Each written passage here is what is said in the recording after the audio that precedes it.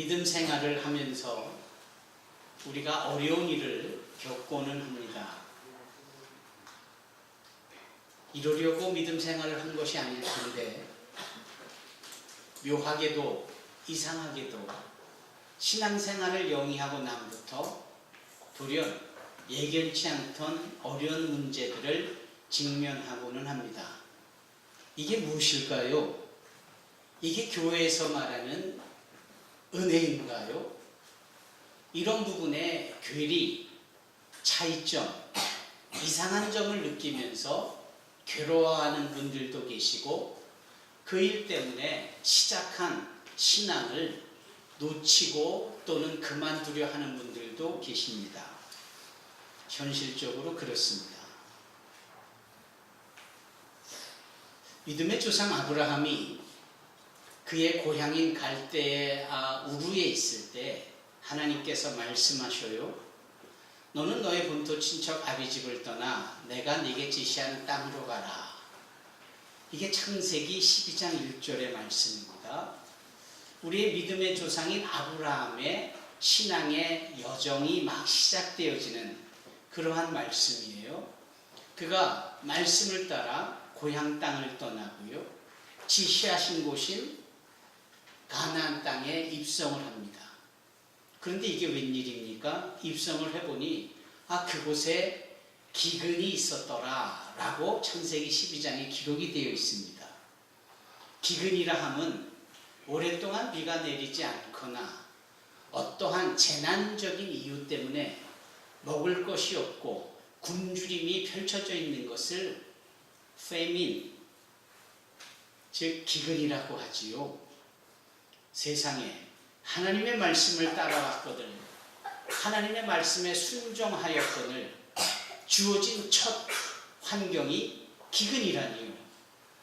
이 부분에 있어서 우리의 믿음의 조상 아브라함도 꽤나 곤란했었을 것이고 꽤나 당황했었을 겁니다.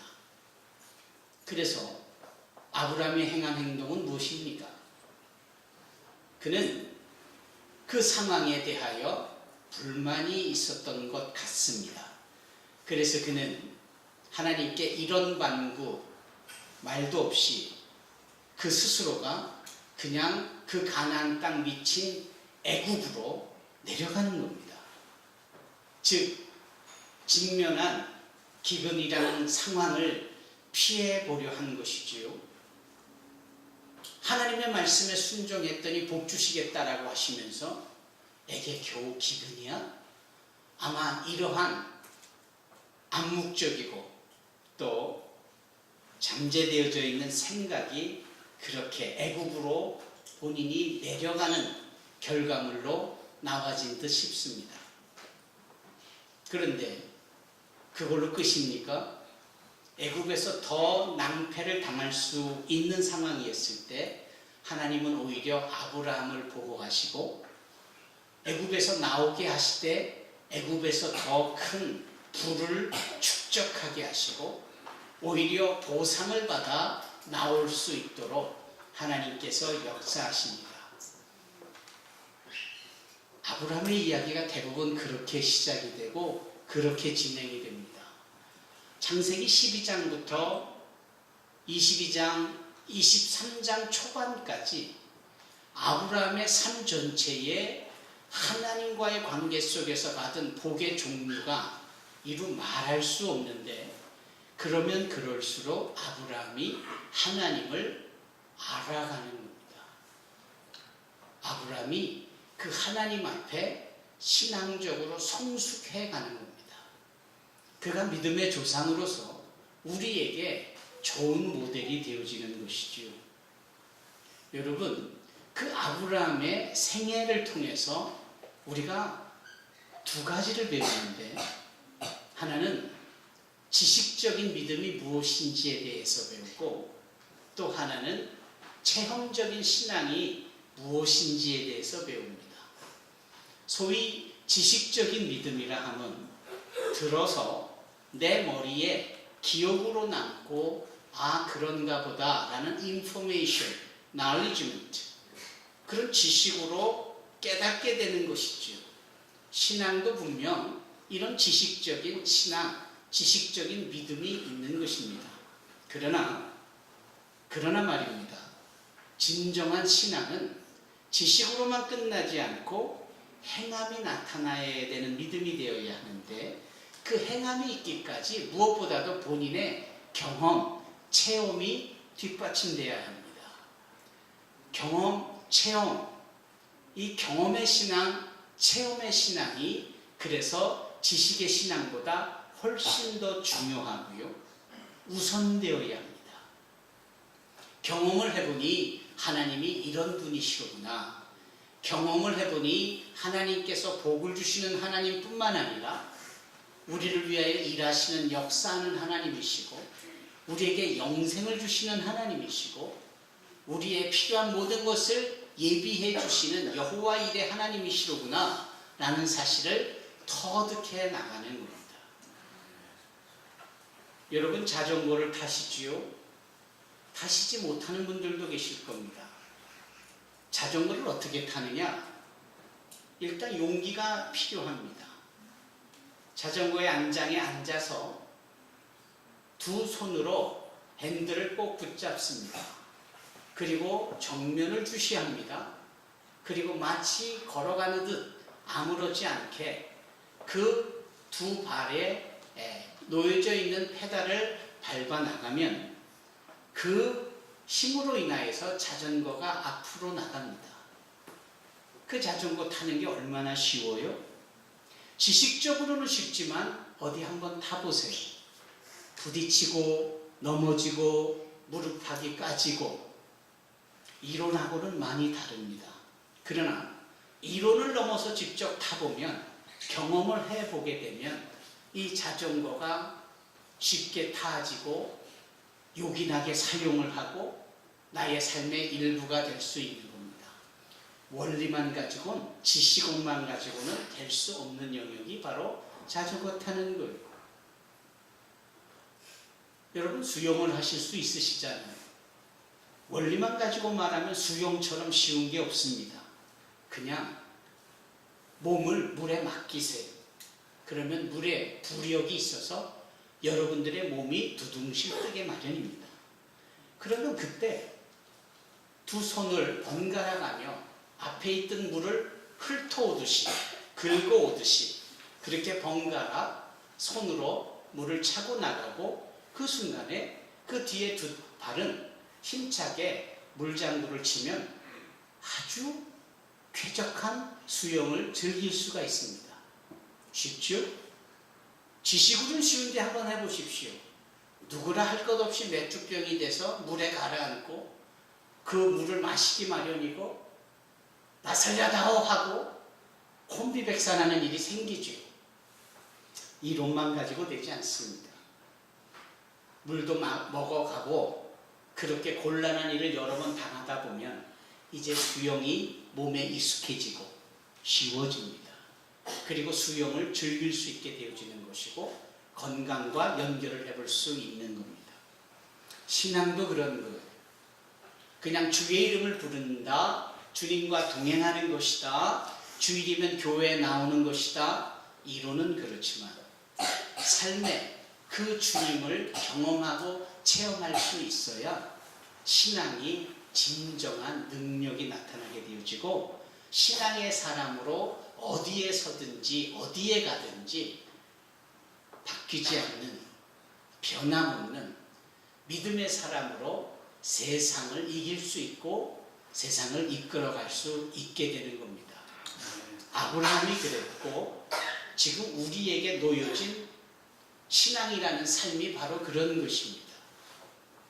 지난주에는 우리가 추수감사주일을 보내면서 네비 센토스 목사님의 시편 46편의 말씀을 함께 나누며 감사에 대하여서 도전을 받았습니다.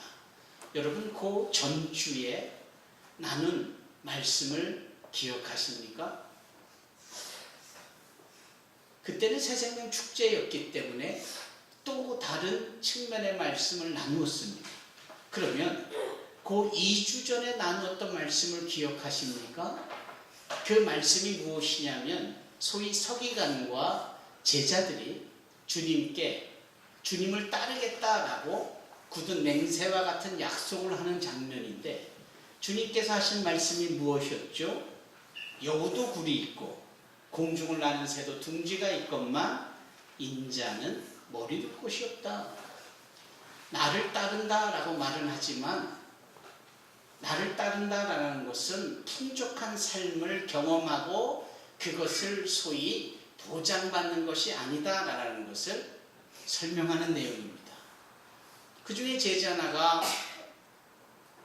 아버지의 장례를 치르고 주님을 따르겠다라고 말을 할 때 그 아버지가 운명을 달리한 타이밍이라면 당연히 그래야 하겠지만 그 말씀의 원뜻을 살펴보면 앞으로 우리 아버지가 언젠가는 세상을 떠나실 텐데 그 떠나시게 되어질 때까지 제가 기다렸다가 아버지가 세상을 떠나시면 그걸 다 마무리하고 그때 예수님을 따르겠다라고 하는 다소 현실에 차이가 있는 핑계, 명분 같은 거를 내세우는 거죠. 그럴 때 주님이 말씀하신 것이 죽은 자들이 죽은 자들 위하여 장례를 치르게 하고 너는 나를 따르라.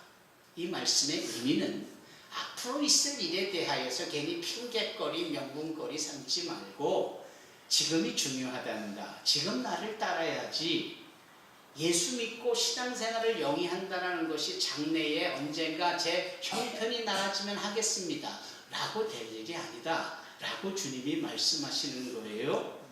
그 말씀 직후에 오늘 우리 샤오샤오 자매가 읽은 본문의 말씀이 계속되는 겁니다. 배 오르심에 제자들이 따랐더니 이렇게 이야기가 되고 있습니다. 이제 제자들이 주님의 그 걸음을 따르기 시작하는 내용입니다. 마치 우리가 예수를 믿고 마치 주님과 더불어 동행하겠노라 하고 결정을 하고 이 주일 예배에 나오는 것과 같은 설명이겠습니다. 그런데 24절에 바다에 큰 놀이 일어나 배가 물결에 덮이게 되었다라는 말씀이 마치 오래전 믿음의 조상 아브라함이 하나님의 말씀에 순종하여 지정한 곳으로 갔더니 글쎄 기근이 있어 보이는 것과 동일한 내용인 것 같습니다. 예수를 따랐더니 느닷없이 큰 바람이 불고 물결이 쳐서 그 조그마한 배가 위험에 처해진 상황과 다를 바가 없다라는 것이죠.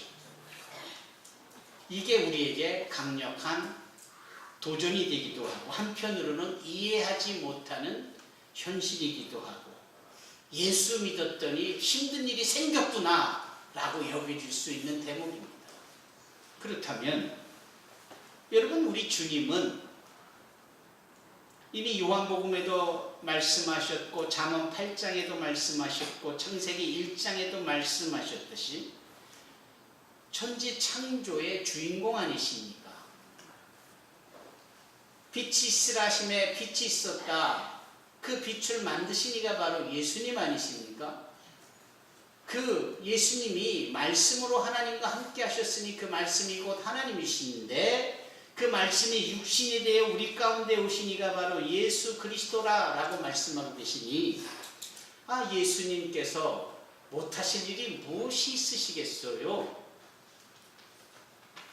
그러니 그분은 바람도 일으키실 수 있고 바람이 불어짐으로 결과물로 물결이 흉흉하여 뛰도는 일이 생길 수도 있게 한 장본인이시기도 하겠죠. 여기서 주목해야 될 것은 그런 일을 펼치신 주님께서는 정작 이 배 고물에서 배의 고물은 배의 뒷부분을 의미합니다. 거기에서 주무시고 계시는 거예요. 그러니까 우리가 주님의 마음을 슬쩍 엿볼 수가 있죠. 따르겠다라고 하는 제자들 앞에 당신을 따르는 것이 무엇을 의미하는지를 보여주시니까 그래도 따라오는 이들 앞에 뭔가 하나를 연출하시듯 보여주시는데 그게 자전거를 타듯 꼬라박고 다치는 일이 생기기까지 한 수영을 하면서 꼬르륵 하고 물을 마셔야 되는 상황까지도 있게 하는 그런 경험적인 부분을 당신을 따를 때에 당연히 있을 법한 상황으로 몰아가시는 것을 우리가 보는 겁니다. 신앙생활은 이런 거죠. 주님께서 우리를 연단해 가시는 것이고 몰아가시는 겁니다.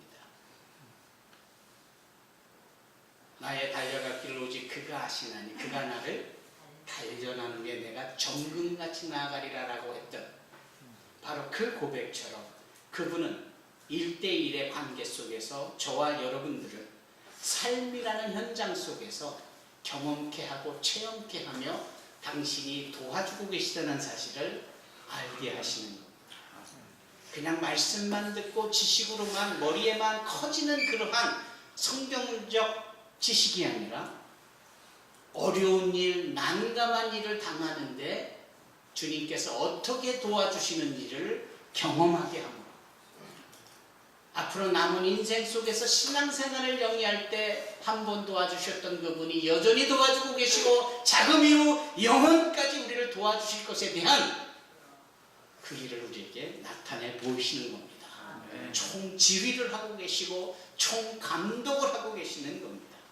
그 조그만 배에 타시고 당신 뒤쪽에 앉으시어 주무시고 느닷없이 바람이 불더니 큰 물결이 흉용하더니 그 배가 어려움 속에 처해져 있는 이럴 때 제자들이 무엇을 해야 되는지를 경험케 하는 주님의 계획이시고 주님의 모략이십니다. 사랑하는 성도 여러분, 예수 믿고 신앙생활을 영위하며 성도로 살아가면서 당하는 어려운 일들을 보면서 이상하게 생각하지 마십시오. 나에게 복을 주시고 나를 주님을 전폭적으로 경험하고 그 여호와의 선하심을 맛보하게 하시는 주님의 계획, 목적임을 알아 그 상황 가운데서 도와주실 주님으로 인하여 마음 평안히 누릴 수 있는 저와 여러분이 되기를 바랍니다. 아멘. 유진 피터슨이라는 목사님이 계셨는데 최근에 소천하셨습니다. 그분이 유명하셨던 이유는 그분이 우리가 일반적으로 말하는 현대어 contemporary language를 가지고 성경을 새롭게 번역을 해서 메시지라는 성경을 나타내신 분인데 그 참 은혜가 되고 감동이 되고 그래서 저는 그분이 직접 쓰신 그 메시지를 설교를 준비하면서 또는 성경을 읽을 때 자주 복원을 합니다. 제가 이 말씀을 준비하면서 그분이 유진 피터슨 목사가 이 주님이 주무셨던 이 내용을 어떻게 표현했을까 했더니 sounds of sleep 이라는 표현을 썼더군요. 아마도 이런 식의 표현했었던 것 같습니다. 코를 골고 주무시더라. 나지막하게 코를 고는 그만큼 몸이 피곤하셨기도 했지만 상황을 펼쳐놓으시고 주님께서 당신의 역할로 당신 모드로 들어가신 거예요. 이때 제자들은 도대체 어떻게 이 상황을 모면할까 또는 대처할까 어떻게 경험할까에 대한 총감독으로서의 여유로운 모습이죠. 제자들이요 예수님을 깨웁니다. 참 잘했죠. 제자들이 그 예수님을 주무시고 코를 고시듯 주무시는 그 예수님을 깨운 겁니다. 감히 흔들어 깨우지는 못하고 아마 이런 식으로 소리를 쳤나 봅니다. 그래서 마태는 이렇게 고백하지를 않았습니까? 주여 구원하소서 우리가 죽겠나이다.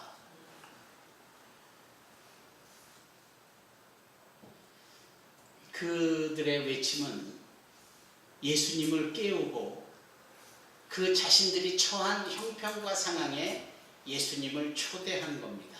너무 잘한 행동입니다.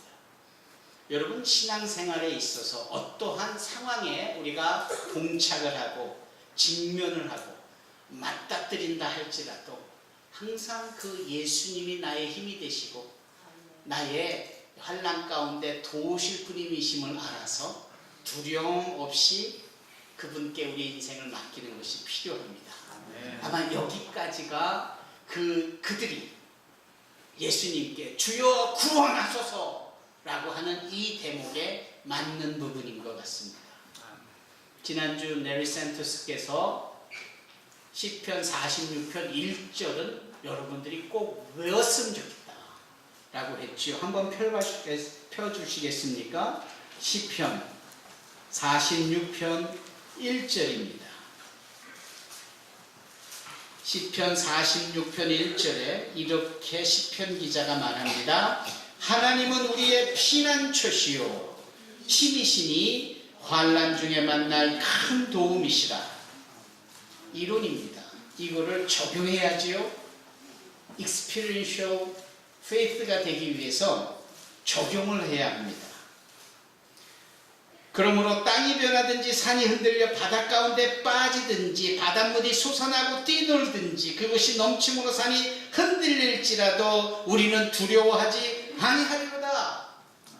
여러분이 1절로 3절까지가 지난주 주신 왜 우리가 하나님께 감사해야 될 수 있는 이유가 되는지에 대한 설교였는데, 여기 막상 주님을 뒤쫓고 붙쫓았던 제자들은 그 하나님이 자신들의 피난처시고 힘이 되시고 환난 중에 만날 큰 도움이시라는 이론쯤은 아는데 그 예수님에 대한 이 실체적인 경험적인 체험적인 신앙이 부족한 듯 싶었습니다.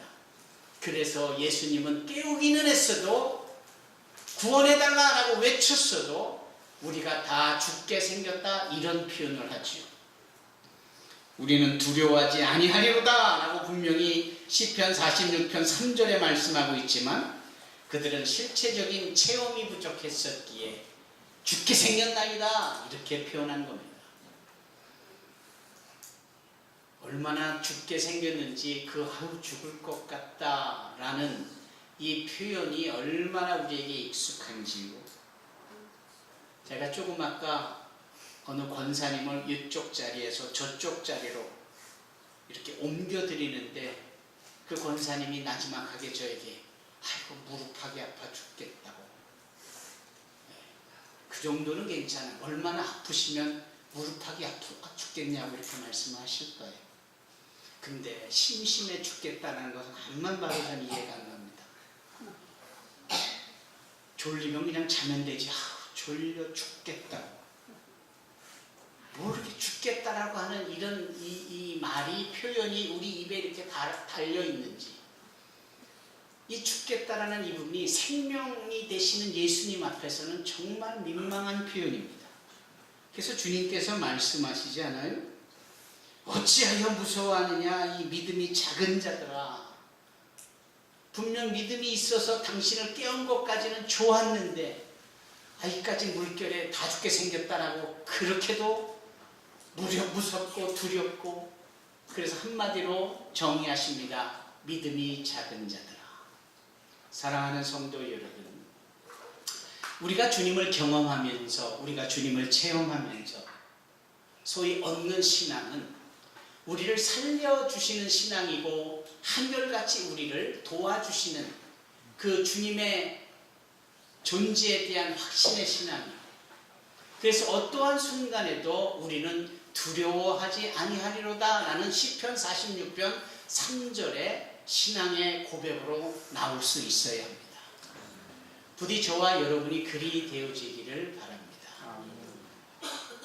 주님께서 그것을 우리에게 말씀하시는 거죠. 어찌하여 무서워하느냐 믿음이 작은 자들아 하시고는 곧 일어나사. 정말 저는 이 부분에 있어서 줄을 긋고 싶습니다. 곧 일어나사.